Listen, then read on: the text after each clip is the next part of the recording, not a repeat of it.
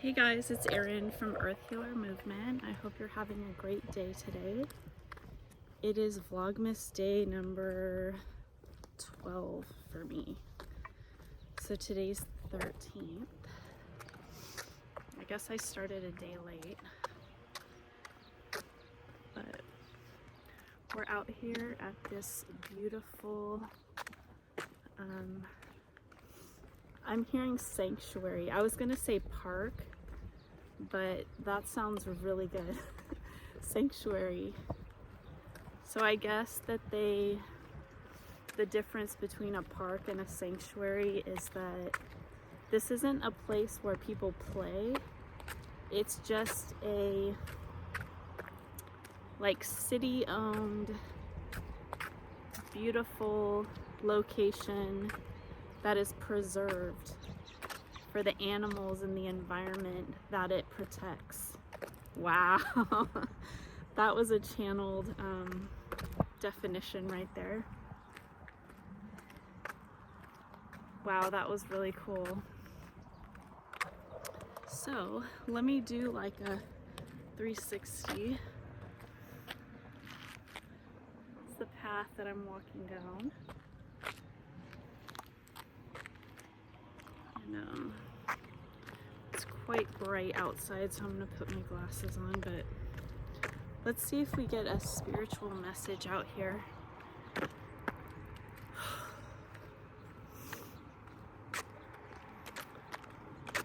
So the other day I was getting downloads in the shower about how things work, and I didn't finish on that, and I got kind of like stopped before I really got started on it. So I wanted to try to finish that out. So it's about my prophetic channeled messages and how it's pretty deep topic about how the world works. So there's prophets that get downloaded messages about how the world works, and psychic messages as well. And it's all through human interpretation. And it's also, there's a time scale of when the messages came through and how they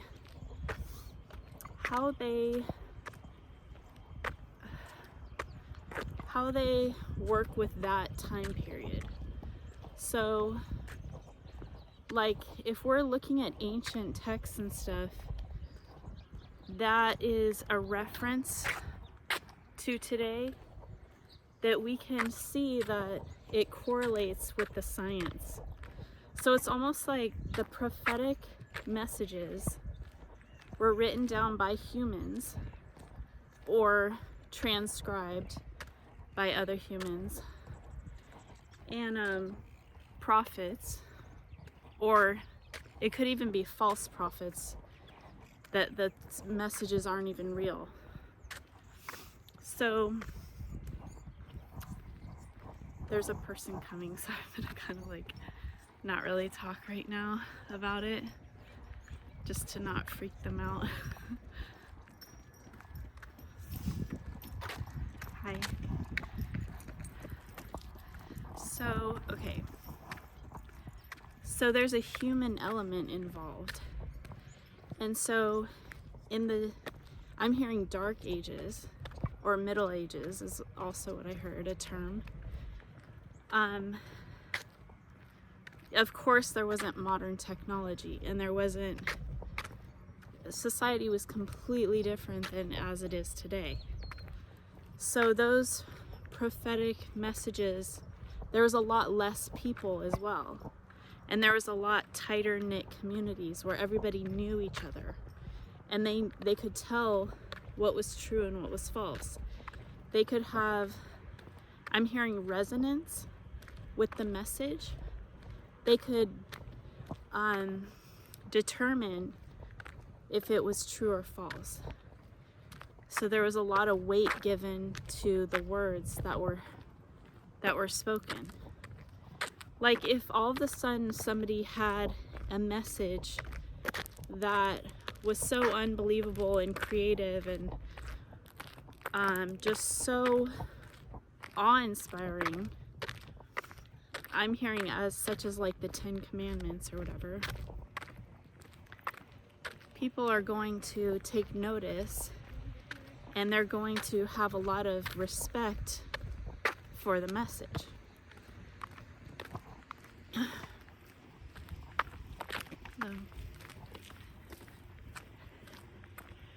And so nowadays, there's so many people, billions of people, and we're all so segregated, separated, even individually in our homes, that when there are prophets like me, who is to take you seriously if you're not part of like some organization, some CEO or some like somebody that can really have a following, and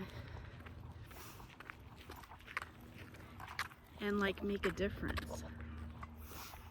So like people like me that live a quiet life and weren't looking for a spotlight and was just learning and came across you know, God speaking to me and telling me what the truth is about my path and who I am and what I'm here to do.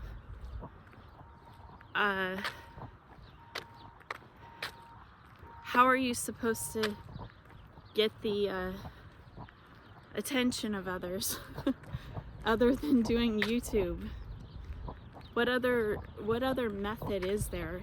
Because the prophetic channeled messages go against what our society is.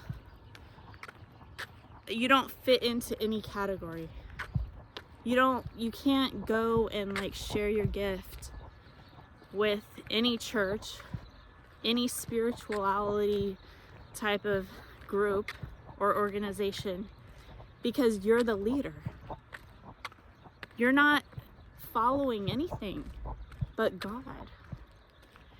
And so all you can do is live your life according to what you've been given and try to spread that word out to others through your own singularity, your autonomy.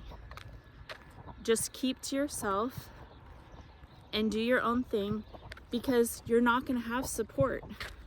You're not going to have support from your family, from friends, from anybody.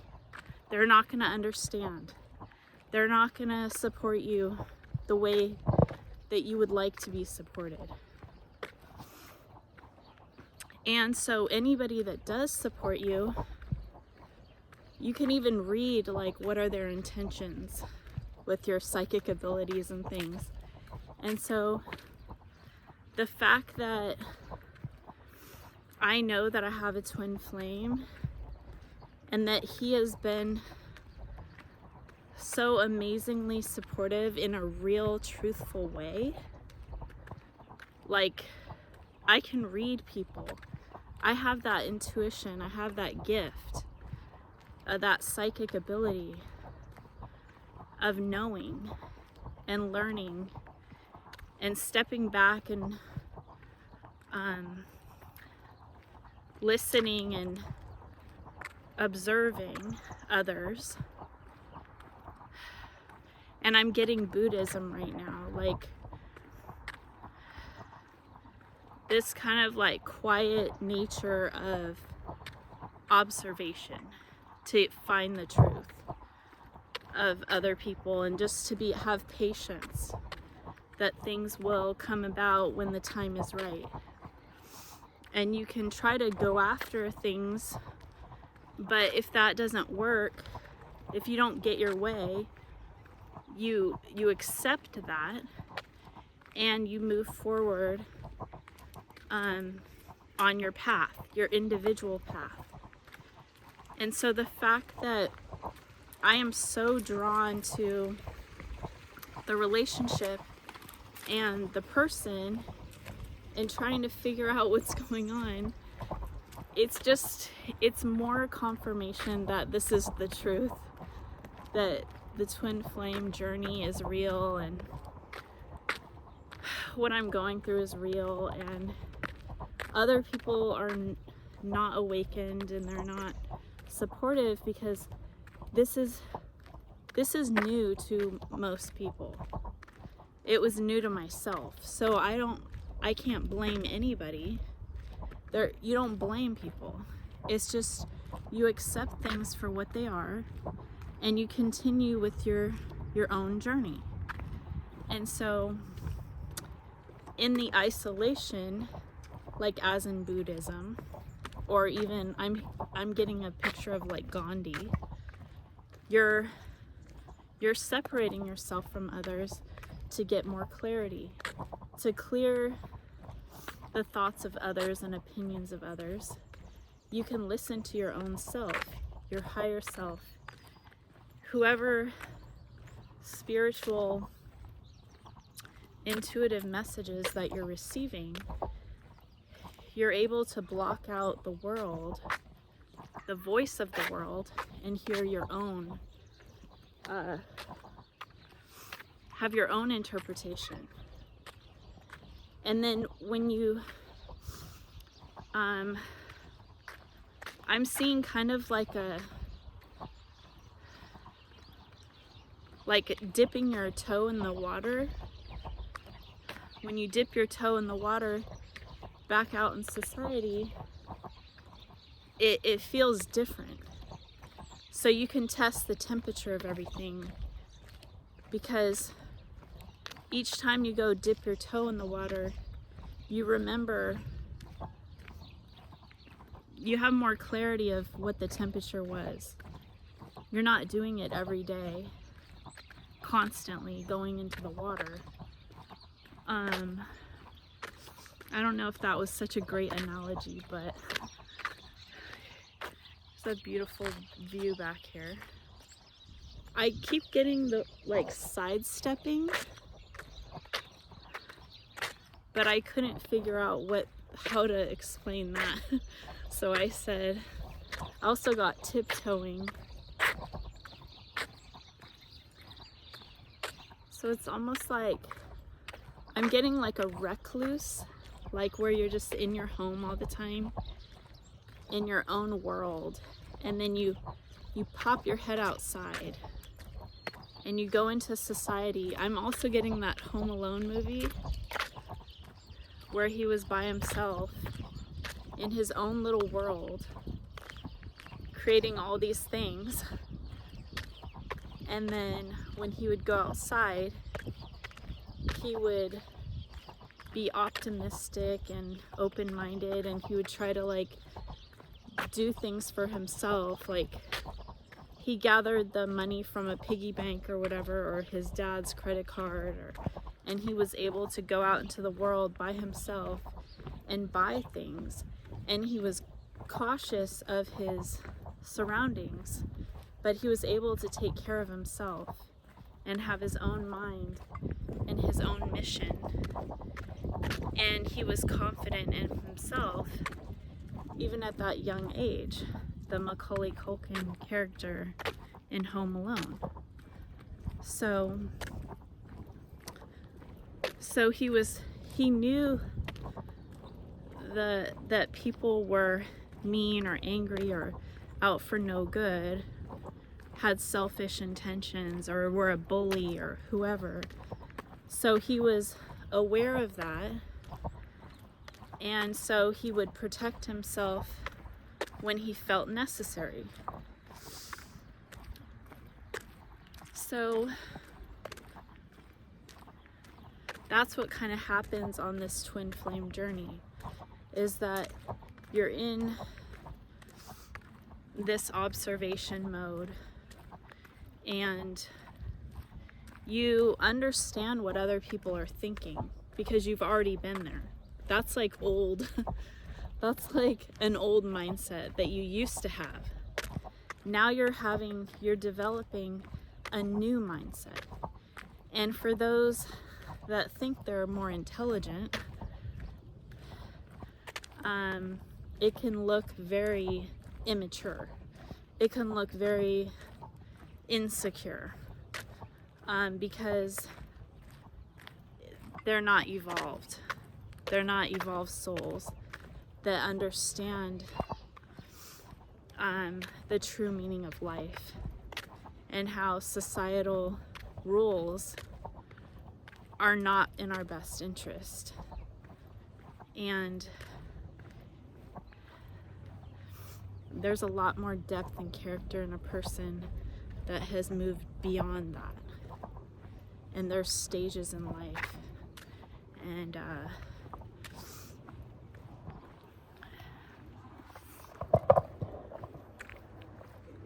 there's like a playground right here. And so there's the lake right here behind me.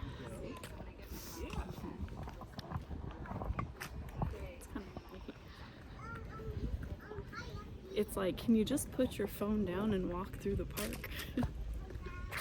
That's the kind of vibe I get. Like, this is not a place for technology. This is not a place to film a YouTube video for your own self-interest.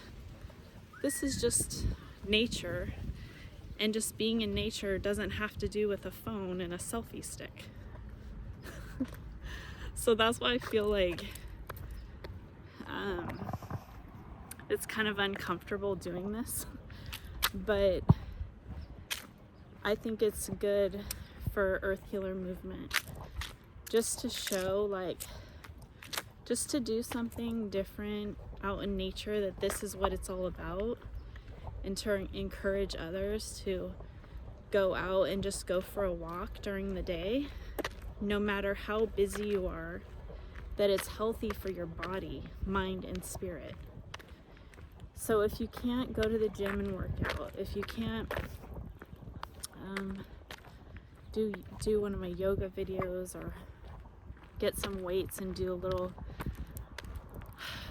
home exercise routine, you can at least, go walk somewhere for 20 minutes. Even if you take like extra laps at the mall or something and do some window shopping, it's not as good as getting out into nature, because there's energy out here. It's like very spiritual out in nature. So there's a lot of things in school that we're not taught about ourselves. We're not taught the truth. And it's created a world that's very superficial and materialistic and self-serving. So there's I think, do they call it the old earth and the new earth? But the new earth is something that we're all needing to prepare for. And that's more like the world that I'm talking about. Is there's being a shift in consciousness, and there's also a duality of like good and bad, where the rebellious negativity, there's going to be a greater divide between us, and it's going to almost be like a battle of good and bad as we get closer to the new earth. And it's going to reflect, it's going to be a reflection of our mindset and our willingness to evolve. And it's going to look like a lot of the science fiction movies, not in the most dramatic way, but in a more subtle way. And we've already seen the shift happen. The pandemic was a huge wake-up call, and the beginning, I'm hearing, of the resurrection. So it's like we're all like Jesus, like resurrecting from the dead. Wow, oh my God, I just got chills all over my body. Wow.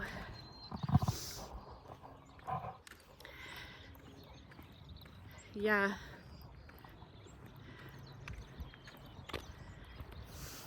Yeah, because a lot of my messages, I'm like, am I different than the rest of the people? Or like, what is happening like with me? Like, why am I being told that I'm like Jesus and that the reincarnation of Jesus? And then I'm getting messages of like, just so many contradicting messages of like not being sure of like science and religion and the truth. So this is what I got in the shower, is that it's like the prophetic messages in the Bible and the I'm getting prehistoric, that's like dinosaurs, but the ancient tablets and all of that, those came about first. I'm getting ancient Aztecs and Sumerian tablets. And then the Bibles and the religious groups started, or came after that. And they interpreted those tablets for their own highest good, for their self-serving agendas to control people, because they wanted community to, the community to prosper and to make more money. And it was like a money-based system was developed for trading goods. And so in the new earth, we're trying to marry the original spirituality that exists inside of us with the modern day technology and everything. So that's what this Earth Healer movement is all about. And when we are in a great mindset, we are healing the earth, and the earth is, we're in great harmony with our planet, and we're able to work together and like manifest a greater society.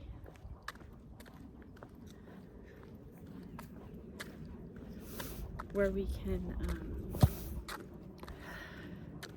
just be a happier people, more at peace, and live in our truth. Like I'm getting Indian reservations.